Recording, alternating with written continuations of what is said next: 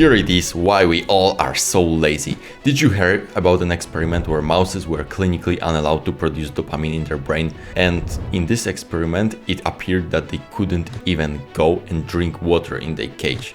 It was like a total disaster for them because after a few days they were dying from being thirsty and don't even delivering water in their bodies. Most people have no idea how dopamine really works, because we think, okay, it's very important, it motivates us to do something, but what happens, for example, if we do something what gives us actually dopamine, like for example scrolling TikTok or eating junk food? Because the fact is that this dopamine goes for a moment up, but what happens then is that the level of your dopamine goes lower than it was before this activity. So this is why after, for example, 10 hours of scrolling or watching Netflix, you don't feel motivated to anything, but rather you feel like you just came out from a mine or from a really hard workout. Since we know that our levels of dopamine aren't stable and it can go down or go up, depends on activity which we are doing, how to use them in our advantage. For example, how to make our dopamine system serve for us the whole day without being so down that we cannot even do most basic chores. The fact is that when we do something hard, of course our level of dopamine goes for a moment down, but it goes also another way, not only in our bad habits, but also in our good habits, that when our dopamine level is so down that it cannot go any further down, we can only reach higher level of dopamine when we had previously. So the line doesn't go to previous way, but it's actually much higher than it used to be before. So you can, for example, do really hard workout, and then I'm sure you will have much more energy to do the next exercise, the next chores of the day, than after watching, for example, TikTok for 2 hours or eating some chips. This is how our brain works. When we do hard things, our dopamine becomes higher and higher, and when we do easy things, which only gives us a cheap dopamine, our level of dopamine, which is necessary for making us excited and motivated for new challenges from a day, becomes higher and higher, that we cannot even provide that high level of dopamine. So what's the point of this video?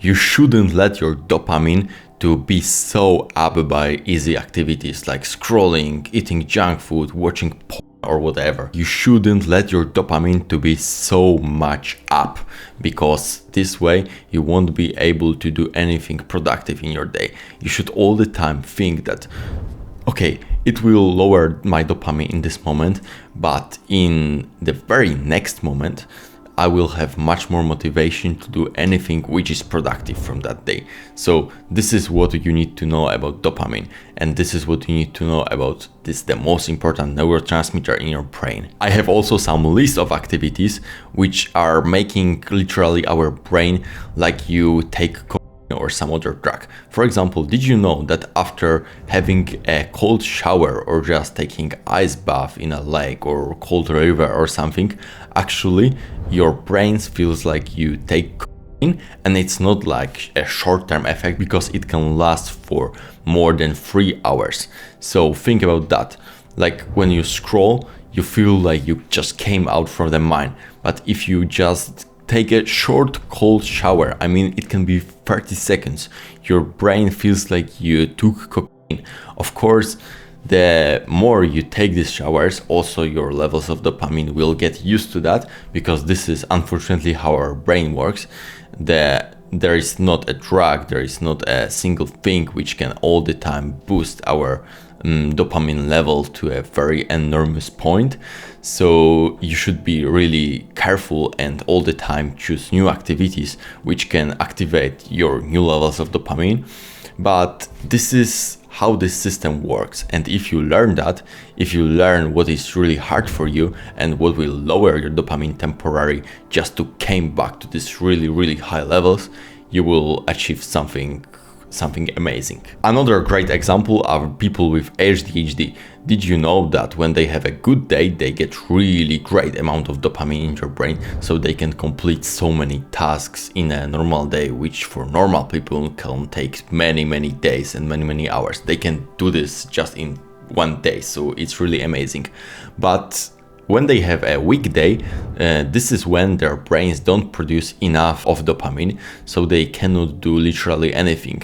And for them, there is this drug called methylphenidate that makes literally an injection of dopamine in their brains.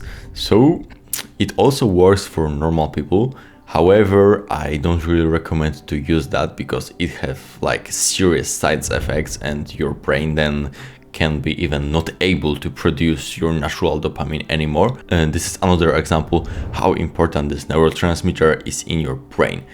I can also think about stories when people with Parkinson's disease were also clinically unallowed to produce dopamine, and one man with Parkinson's describes it as the worst possible experience in his entire life.